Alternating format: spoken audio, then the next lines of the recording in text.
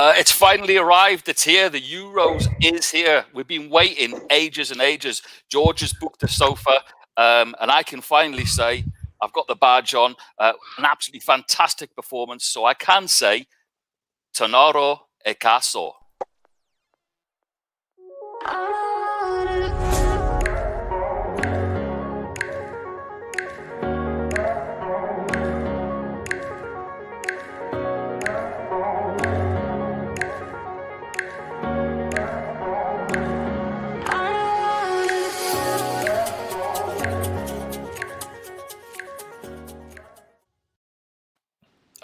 Massive welcome back to Hollywood Balls with, of course, TFA, the number one football community in the world, and delighted, absolutely delighted to welcome our special guest, Hollywood Balls return for Rob Lee. Rob, how are you? Very good, mate. Very good. All right, guys. Yeah. Hi, Rob. Yeah. Hi, mate. We're literally, we've got London's finest. Literally, we've got Kevin Campbell, we've got George. We've got Rob Lee. We've got London. I'm feeling slightly out of my comfort zone. 3-1 to the Londoners. 3-1. But we're gonna go. I'm gonna go straight in with Rob and ask him. I mean, literally, it's Euros is here. And I'm just going to put it out there. Are England up there? Can England win the Euros? You know what, mate? Yes, I think we can. I know we say it every year. Well, we have expectations, but if he picks the right team, I think we've got the attacking players to cause anybody damage. You know, I know people say we're a little dodgy at the back, which we are, but just attack then. Do what we did at Newcastle and just attack. If he plays all the youngsters who are playing great, the Grealishes, and going to go entertainers. Exactly, yeah, entertain people, and I think he's going to sit to in midfield, which I don't think we need with Declan Rice being so good. I don't think we need to do that, and I've just got a funny suspicion that he'll sit him and maybe Henderson with him instead of playing a few attacking players. But we definitely got a chance. I'm telling you. He's got an embarrassment of riches, hasn't he, Rob? I mean, let's be fair. I mean, people criticising him, can't do this, can't do that. But when you look at what he's got as a squad. He's literally got to put all of those components in one box and make it work. Yeah, and it's picking the right team, the right blend. I mean, you're some of the attacking players we've got, some of the players that probably won't start. I don't think Sterling and possibly even Rashford. Got so many good attacking players that it's embarrassing, really. And what he's got to do is try and get the best players for the team, and maybe not always play the actual best players, but get the best players for the team, and I think that's going to be his problem: fitting everybody in and getting the right blend for England. You say that not to play the best players. Did that ever happen?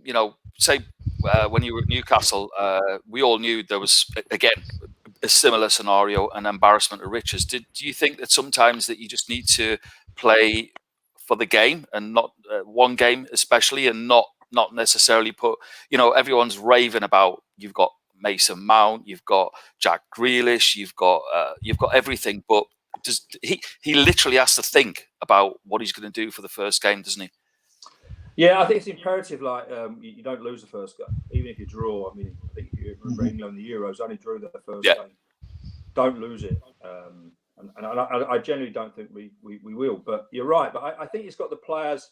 He can actually get the right blend. He's got left footers, he's got right footers. He's got people who can play in the hole. He's got pace with Rashford and Sterling, and the Harry Kane will start. We all know that. And after that, it's a bit of a lottery, really. No one knows. It is a lottery, yeah. Right? Listen, we've heard he's going to play 3 at the back sometimes and 4 at the back, and regardless of what we do there, I think it's important that he gets the front players right. And to say, I think the way Grealish is playing, every time I see him, he causes problems. Foden's probably, I think, one of the best kids coming through that I've seen for a long time. His touch is ridiculous, really, for a youngster.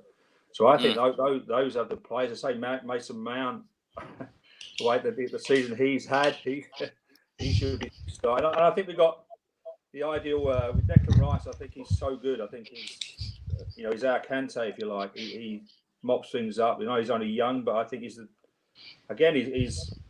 at what he does at mopping stuff up and giving the ball. And he's got every attribute to a great player, and I think he will be. And I only think we need him sitting there. I don't think we need anyone else sitting next to him. Kev up top. What do you? I mean, you look. Obviously, you've got Harry Kane. We know that. Does Harry Kane? Does he need foil? Does he need someone off him? I mean, how does that work? Because again, like I just said to Rob, you can have the best, and they've literally got the best squad in Europe for me. But can he make it work? And how does he do that? I'm not too sure about the best squad in Europe, Pete. But I think in a striker, when you've got a striker like Harry Kane, you've got to get him the supply. I think the supply is going to be key.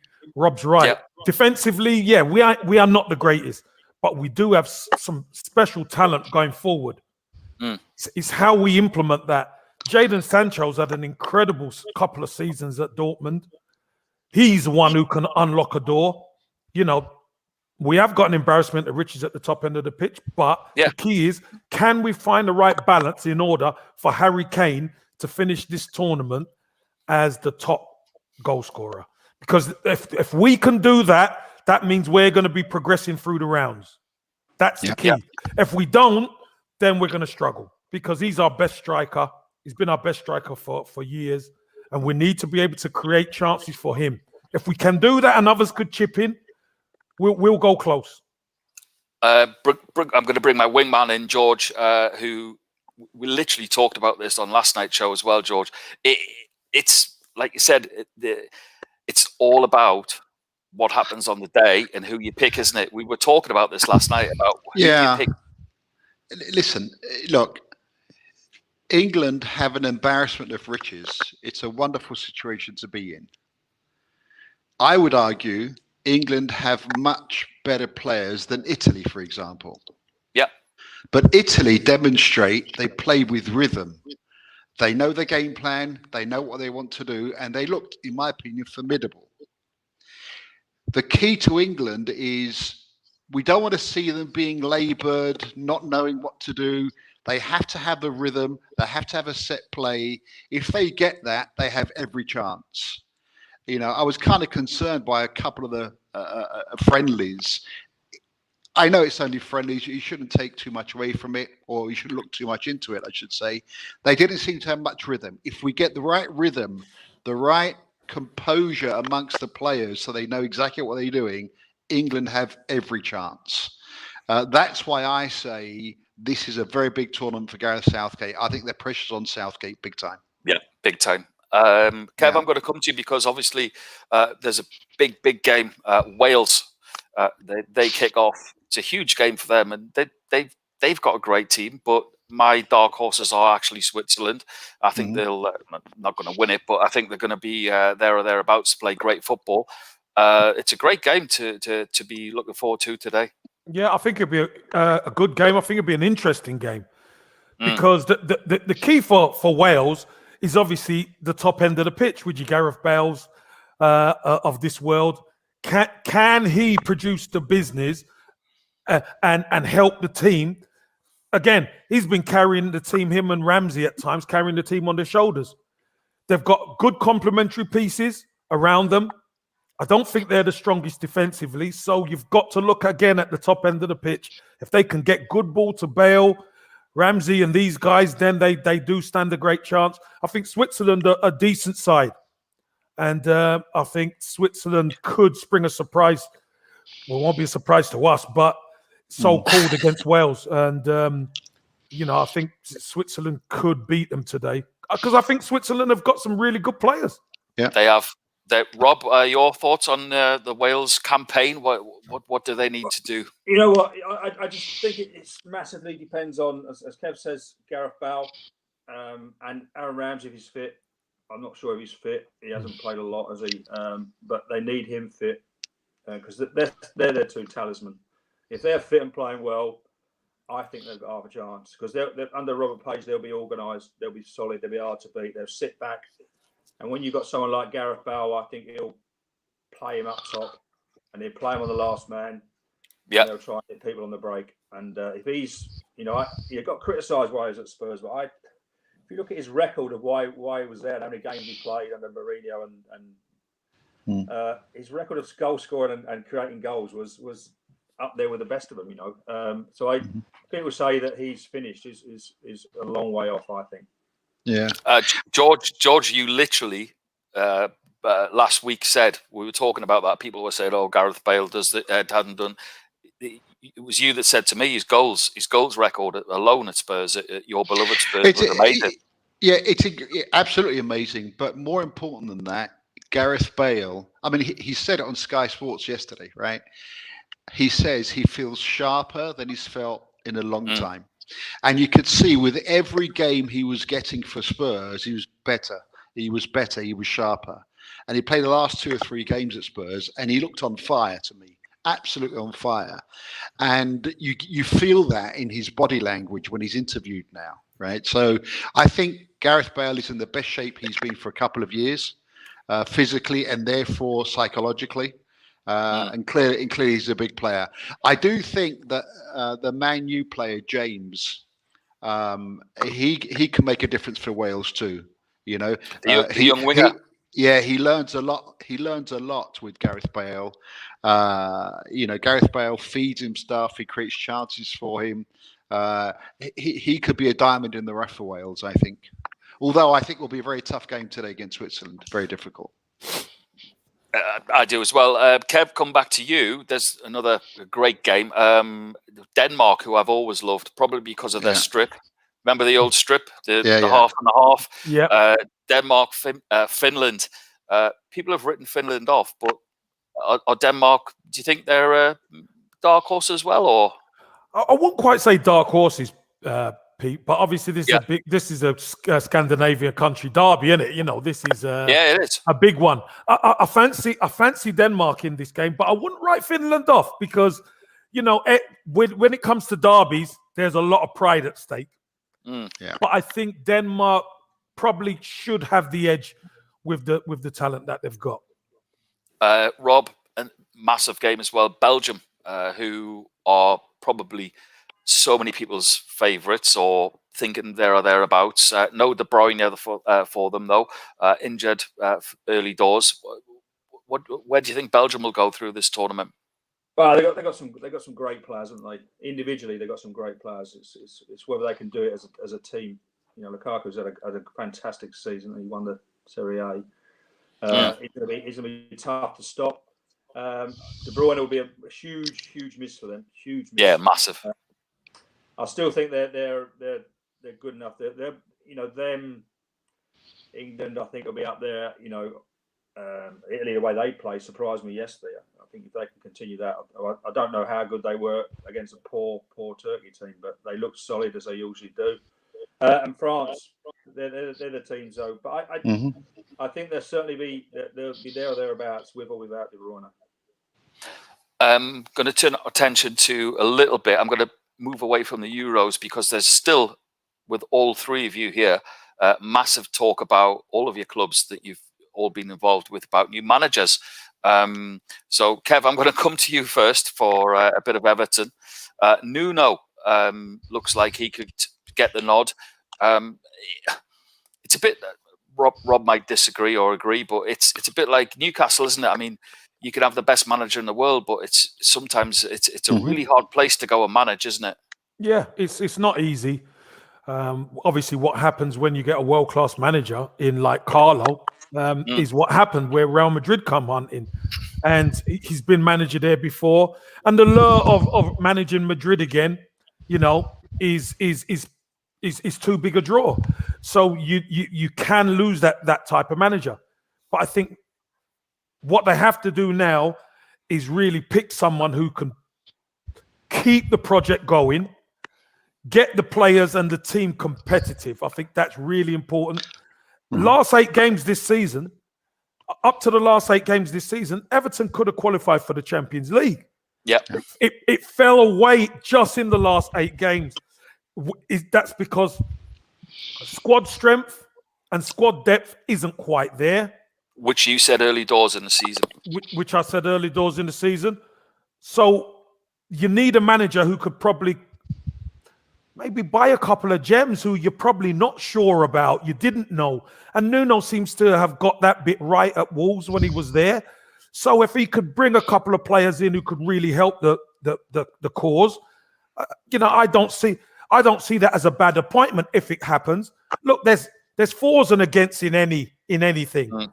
But Everton needs stability now. They've had the big manager, fair enough, but let's get this project back moving in the right direction. I think that's really important. Stability, I'll come to George. Let's talk about Tottenham. I'll come to Tottenham. Kev's mentioned stability. We did touch on it yesterday on our own WhatsApps as well as our show, but it's not great, is it? Listen, I think people have finally, not just Spurs fans, but people in the game of football have finally appreciated that Daniel Levy's been a failure, right? It's a tough thing to say, but it's true. One trophy in 20 years for a club like Spurs. Daniel is too close to the footballing side. He has not been successful. All of a sudden, he hires a director of football. He's a fan, George, isn't he? He's a fan, right? Yeah, and if he was a good fan, he'd resign, right? Because you want to do the best thing for your club, right? Life. The truth is brutal, right? And numbers never lie. One League Cup in 20 years is a failure.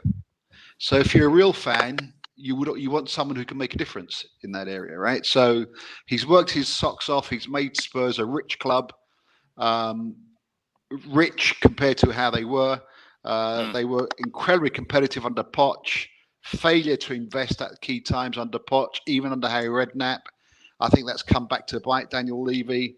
Spurs fans, by and large, are sick of Daniel and ENIC. It's tough. I think if you believe what you read, it's Fonseca who's going to come. He's the 5th or 6th choice by all accounts. If he comes, we wish him well. He plays attacking football, which is thankfully in our DNA. Yeah. But it's a mess, and Daniel Levy knows it, and he's the biggest culprit. He's the net of it. Sad, but he is a fan. But I'm a Spurs fan.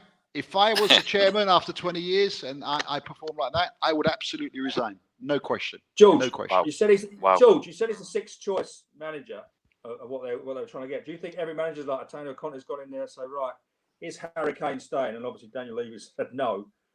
So they've all said, well, I'm not taking it then. It seems like maybe, but Rob, a club of Spurs' stature it shouldn't be just about even one player, even Harry Kane, although he's the best in the world. You don't quite know what goes on. You just read. You're in Twitter hell. You don't know what to read. But when you read sources like from the Athletic and the Telegraph and the Times, maybe you think that forms a basis of what's really going on.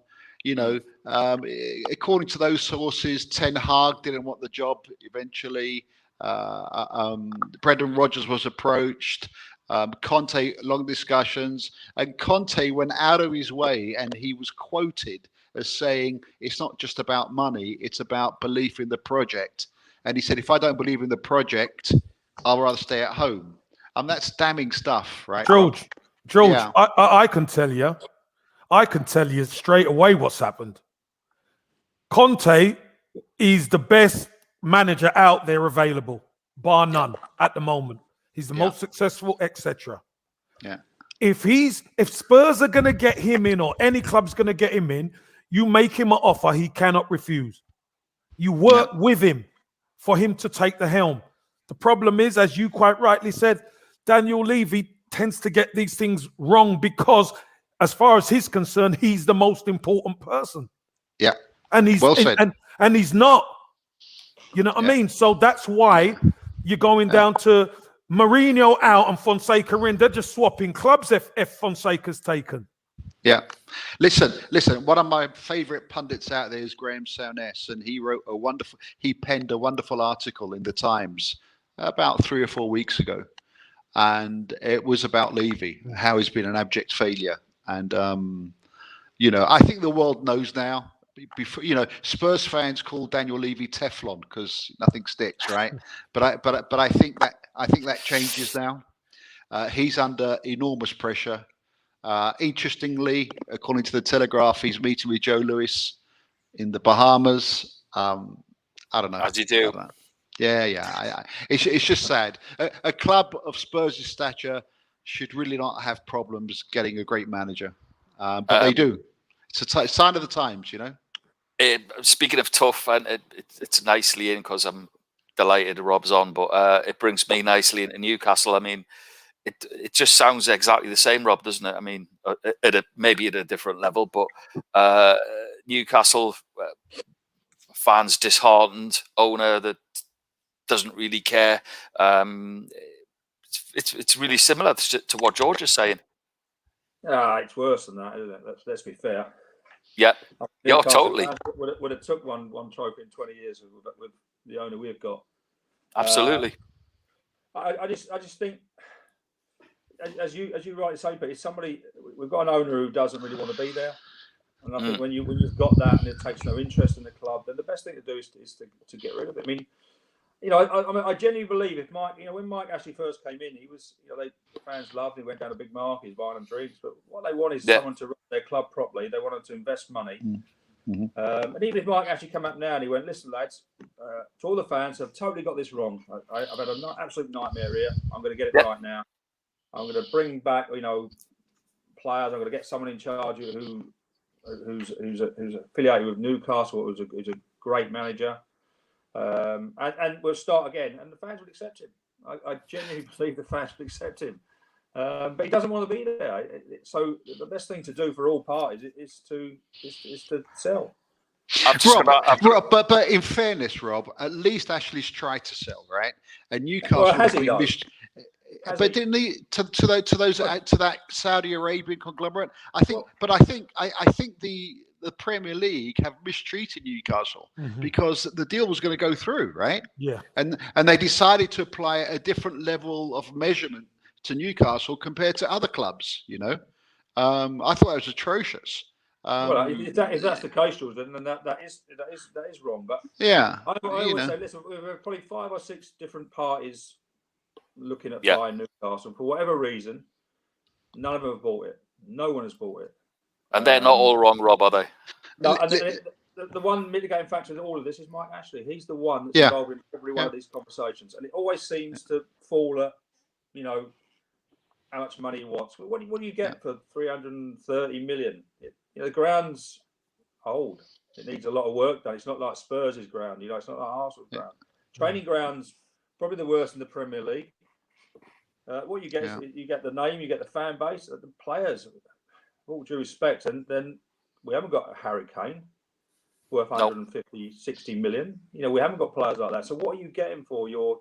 So I understand why some buyers are put off from what you're actually getting. Listen, I just maybe I'm just old school, maybe I'm just a romantic, but definitely romantic. Great clubs like Newcastle, Arsenal, Spurs. We're talking about lack of investment, lack of commitment on the pitch.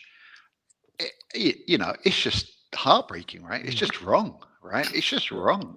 I mean, it should not be the case. We're all biased because we're fans of the club. I get it, but you look at what, and I know it's very fortunate, but you look at Chelsea and Manchester City. Rich Arab money, rich Russian money. I get it.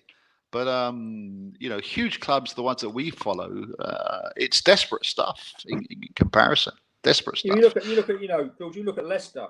Leicester have got a foreign owner. Yeah. But the foreign owners seem to love Leicester. They seem to have got into the local community and Man City as well. They've done so much in the community around Man City. They seem to go in and actually love the area, spend money on the area, not just on the club, on the people around the area. And they've got a great affiliation with the club. They want the club to do well, but and they invest on the pitch. Leicester invest on the pitch a lot, and massively. I mean, Daniel Levy can learn a lot from that. ENIC make a lot of great investments in buildings and all around Tottenham. They've renovated Spurs, but they'll get a lot of financial benefit from that. It's getting on that pitch. You know, the Leicester owners, God bless them. I think they're role models. They invest on the pitch. The fans love them because they know they're dedicated to investing on the pitch. And you know, I think as well, the Cronkies of this world, the Leavys of this world should learn from that. You know? Yeah, they should, because Rob will tell you, if you look at Newcastle, Rob, when I was a fan, going to watch you play at St. James's Park, you just mentioned about the city. The city, literally, it was bouncing because if you won a game on a Saturday, that's you done for the week. I could go to work on a Monday happy. I didn't have to. Kev, same. Arsenal, you know, you get a win at Highbury, or you get a win at Spurs. The city is bouncing, and these owners. And I said to Kev last week, Rob, funnily enough, that Mike Ashley could have actually been a real hero if he'd invested, embraced it. You know what? You can, Sir Bobby, Kevin Keegan, all of them. You could have had a Mike Ashley statue because he could have done it, but there's just some inherent reason that he won't. Anyway, listen, Pete, can I just add to that? Yeah, of course. For all three of our clubs, whenever they've been successful, there's been a vision, there's been a plan. The recruitment has reflected the football club. If you don't have that from the top, you can't expect it to come from the bottom. It has to be in the mind of the people at the top. So the plan has to run straight through the club, and the recruitment is everything then. You know, Kevin Keegan was bringing in better players constantly. Everyone was coming in, and that's what makes the fan base buzz, doesn't it? When you see these better players coming in, it's fantastic. So our clubs have a lot of work to do. Yeah, and look, I'll give you one example. Right? Look, listen, I'm a crazy Spurs fan. We all know it. Okay, with the utmost respect to Aston Villa, good for them. They bought a boy from Norwich that Arsenal wanted. And he chose Villa and not Arsenal. Now, if you said that 5 years ago, people would laugh at you, right? True. That's it. So obviously, that boy believed in Villa's vision more than he believed in Arsenal's vision. That's atrocious, right? That's atrocious for Arsenal. Well, but how much more money, right? But you know, Arsenal's a huge club, right? Well, look, I'm a Spurs fan. I was like, I know, George. It's right about players, but they'll go with the money as most of the time. But even so, Villa pay more money than Arsenal. I mean, maybe on this occasion, yeah. Maybe. If you're an Arsenal fan and a Spurs fan, you're spitting blood, man. You're spitting blood. It's horrible. George is too passionate. Listen, I'm going to get on to Baller of the Week because it is the Euros, and by the way, we've got the predictions to do, and I love it when Rob's here because Rob's going to get into the predictions. He did all right the last time, actually, and I can see. Look, Kev's got his pencil ready. He's literally ready to go. Listen, I'm ready for you, Geordie Pete. I'm telling you. No, listen, that's coming. No, I want to go Baller of the Week because there's, and I want to say as well, you know, there's a lot of stuff going on. There's a lot of people talking about taking the knee and doing this and doing that. There's so many people in the game trying to make a difference, and I think our own TFA community do it. So, George, you, Steve, Fowler, everyone, you're my Baller of the Week, and I never have one. So there you go. Well said, Pete. Yeah, well said. And I'm going to add to that. I think Gareth Southgate done a fantastic piece about taking the knee and what it means and what England, playing for England, means to him, being involved, etc. So do you know what? And he's got a hard enough job as it is. Making the, picking the team, etc. You know, we'll all second guess his selections, etc. But the piece that he put together, I thought was absolutely brilliant. So I'm going to give my man of the week to him. Rob Lee. Well, you know, I'm sticking to football next. I'm going to be a bit way out there here. I'm going for a lad called Ben White, who's in the England squad, was left out originally before Trent got injured. I thought he was brilliant at Leeds season before last. I thought he was excellent at Brighton. And I think he's done fantastically well getting the squad. He got left out. He's now been pulled back in, and I've got a funny feeling that he's going to start. Yeah, I think Tyrone Mings has made a few mistakes. I think Ben White, when they play 3 or they play 2, and Harry Maguire's not fit, I think he's going to start, and I think he could be the star of the tournament. We've just been joined by predictions guru. Who's this? Who's Alex this Haddow here? is in the house. It's your nemesis, Kev. What's all that? What is it? What does that say? The Kev beater. I'm getting off of this stuff. What's all this about? I thought You got lucky. Alex, I'm sorry, I'm on a train, I wanted you to do the Dom Jolly that I'm on the train. That's the only reason that I wanted you to come on and shout, I'm on the train. Where are you off to, by the way? I'm going to Brighton to do a preview that I haven't written yet. Oh, a comedy show that I'm writing on the train. Next to the predictions. Now we've got your video, by the way, so we're not gonna spoil it for everyone because I want everyone to see it because it's such a great video with your predictions. Tell us though, you were on there this morning talking about Three Lions, right? Yes, my favourite football song. And the best one ever, I think. Baddiel and Skinner. Yeah. And David Baddiel retweeted me, so that's me set for life now, I reckon. Yeah, that's you done. That's you done. Rob, was that yours, Rob Lee? Favorite England song?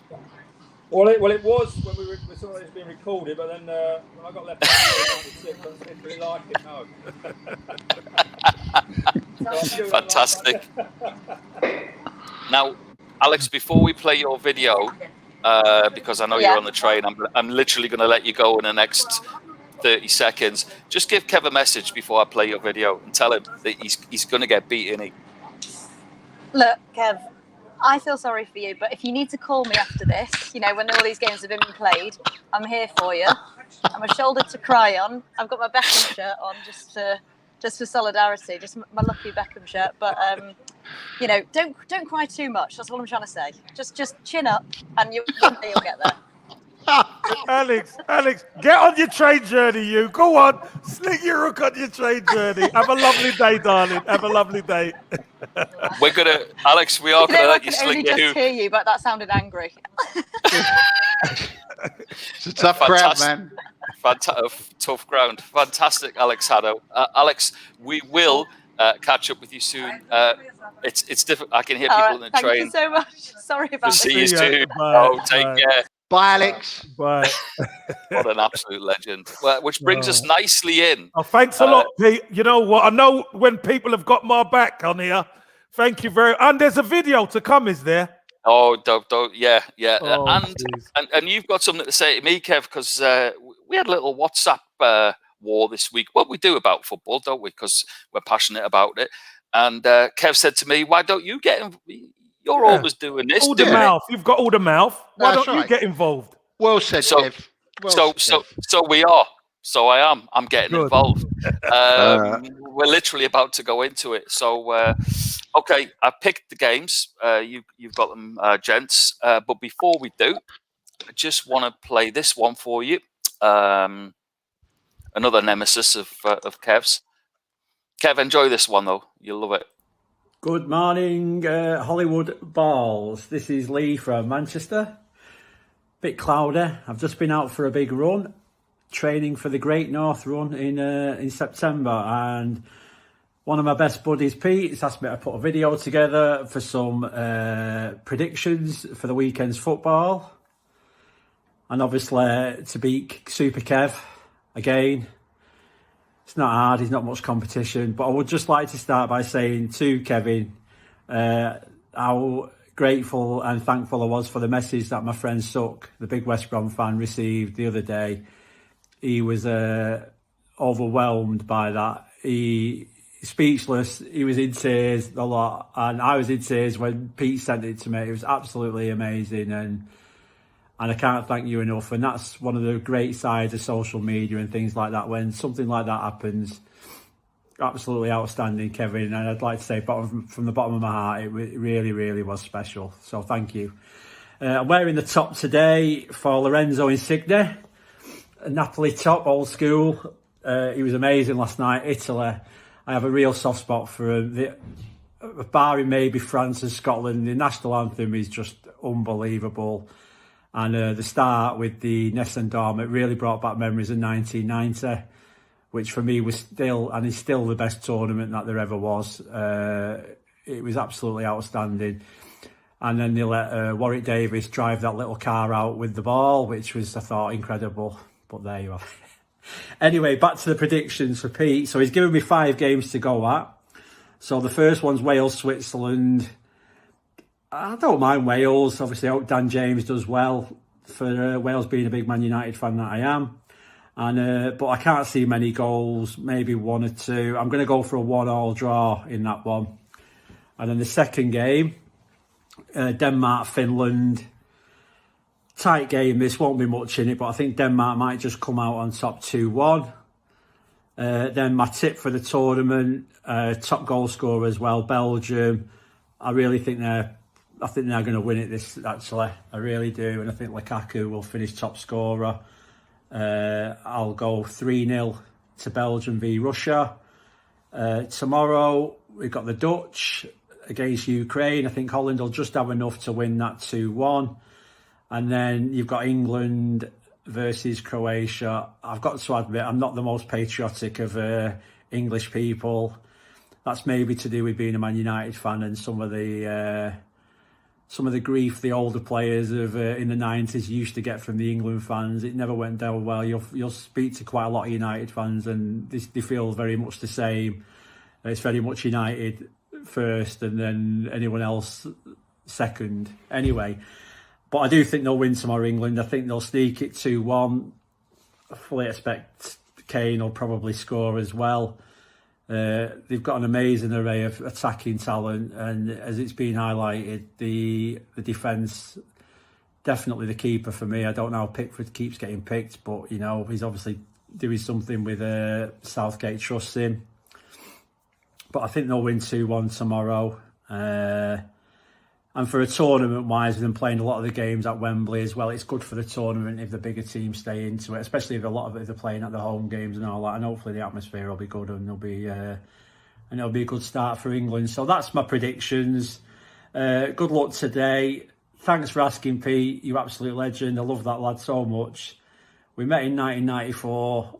We're on to our 27th year. We met in a pub in Ibiza, and we're still going strong 27 years later. And you know, there was a lot of them years we didn't have phone. Well, we did have phones. We have an house phone or a pay phone down the street.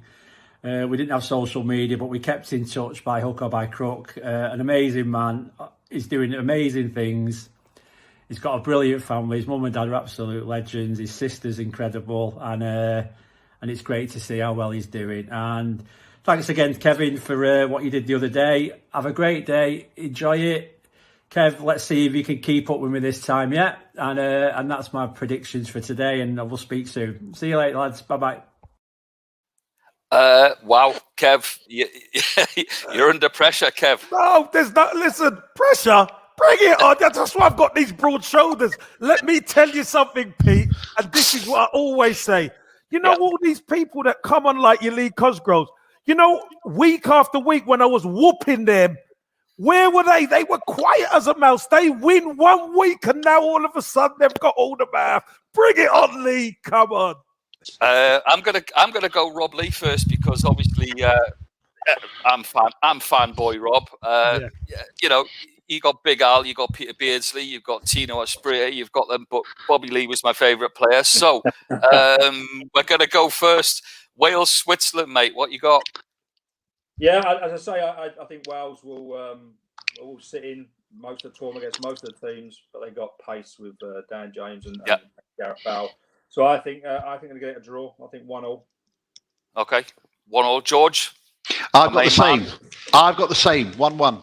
Wales. Okay, Super Kev. What's going to happen? Wales. Yeah, I think Switzerland are going to win the game. I do. I think Switzerland going to win the game 2-1. I've got the same score. Can you believe it? Oh After no! After you've asked, The mocker you've man. asked me. No. You've asked me to do the scores with you. And I'm right. Hold on. There you go. Wales 2-1. Switzerland 2-1. Oh, yeah, geez. I've got that. Okay. Next game is for me Denmark and Finland. So we go back to you, Rob. Yeah, I think it's a bit of a. You can say it's a nothing game this early. I'm not keen on either of the teams really, but I think I won't be watching this one. I'm telling you, but no respect to both teams. But you pull the curtains over. We'll have too much with Everton, and I think they're going to win 2-0 Denmark. Okay, George, what you got for us? Rob, I have exactly the same again. 2-0 Denmark. We know our stuff, mate. Yeah, there you go. Have you two just literally been WhatsApping this morning before the show? Is that what it's all about? I have. Kev, what we got? Well, it seems like I've intercepted that WhatsApp because I've got 2-0 as well. Have you? Yeah, I have. Yeah. I ain't got 2-0. No, He better not have. I've got 3-1. 3-1 to Denmark. Oh yeah, that's all right, Pete. Yeah, I've got 3-1 to Denmark. Yeah. Okay. We go Belgium, Russia. Again, I said before, Belgium definitely one of the favourites. I think they're going to be too strong for Russia, and I've gone for 3-1 Belgium. Cool. George? Slightly different. Look at that. 3-0 Belgium. Okay. Yeah, George, I'm right with you on that one. Pete, 3-0 I've gone for Belgium. Right. Here's where Kev falls off his seat. I've gone 0-0. Wow. Wow. Lukaku? Lukaku? He's on fire. 0-0? No, it's not happening. Pete. Yeah. Listen, I love the fact that you believe in your 0-0. Yeah. I love it. It's a Steve Bruce thing. Hey, listen, don't blame Big Brucey. Yeah, don't blame the big man. Okay. So we've got... I knew I should never have entered myself into this. It's a nightmare. Netherlands, Ukraine. Rob Lee. I've gone for 1-1. I think it's going to be quite tight. I think Ukraine are not going to be too bad. Okay. Netherlands, a lot of teams used to be, so 1-0 for me. Yeah. George? I've got Netherlands to win, 2-1. Super Kev? I've got the same as George, to be honest, 2-1. So to Holland. I've got Netherlands 2-0. So I'm back on track, I think, with the panel. Last one to go. Rob's helpless. England, Croatia. What we going, Rob? Come on. England to win. Is it coming home? 2-0, Kane 2 goals. That's my prediction. George? Nervous as hell. That's what I am. I think it's going to be a close game, but I'm giving it to England 2-1. Okay. Super Kev? George, I haven't gone for what you've gone for. I haven't gone for what Rob's gone for. I've gone for just a single goal, England 1-0. Yep. I've gone for. Yeah. I've gone for 1-1. Oh. There you go. I'll tell you what, Pete. Listen, it could be right. It could be right. Listen, He could be bang on. He could be bang on. If he's bang on, I'm going to be banging my head against the wall. And listen. And if Croatia score first, oh my God, big trouble. God, I'm getting the scotch out. Let's get me and you both, mate. Listen, let's get Alex's predictions because she's obviously going to batter Kev. We know that. Let's have another listen to this. Here we write it down. Come on, then. Come on, Alex. Hi, Kev and Pete and the gang. Thanks for having me on again. I've got my boyfriend's shirt on. Thanks to Classic Football Shirts for this. Okay, here's my Euro predictions. The first 5 games. I think Wales versus Switzerland. They're both good. It's going to be 1-1, I think. The Swiss don't want to rock the boat, so it's going to be 1-1. Denmark versus Finland. I reckon that's going to be 2-1 Denmark because they're a lot better. I've never seen Finland play football in my life. Belgium versus Russia. I think that's going to be a bit of a hammering. I think that's going to be 2-0 because Belgium are a lot better. Netherlands versus Ukraine.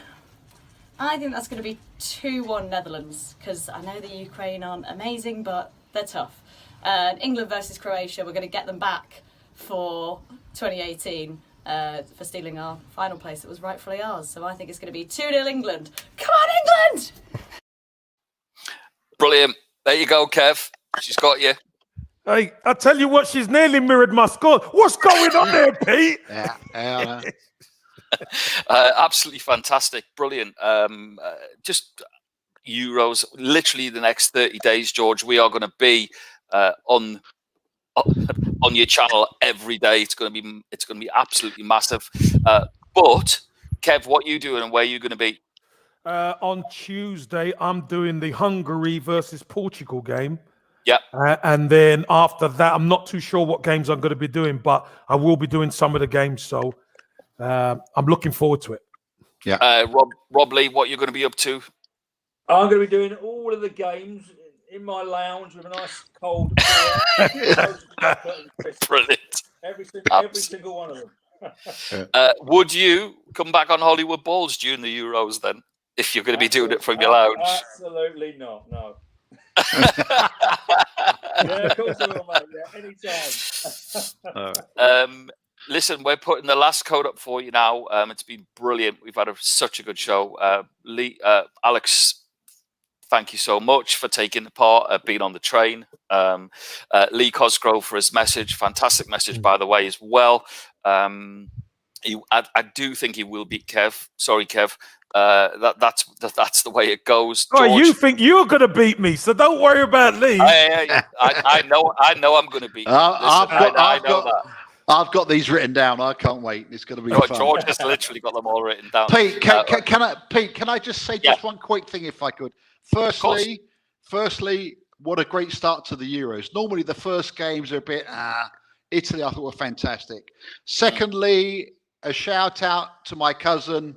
He's christening his baby. I can't be there. Sorry, Banardi. My priorities are my work with my parents. I hope he's forgiven me. And the third thing. Alex just joined us as we were saying baller of the week. Yep. My ball of the week is a young Nigerian under-21 international player, David Fadairo.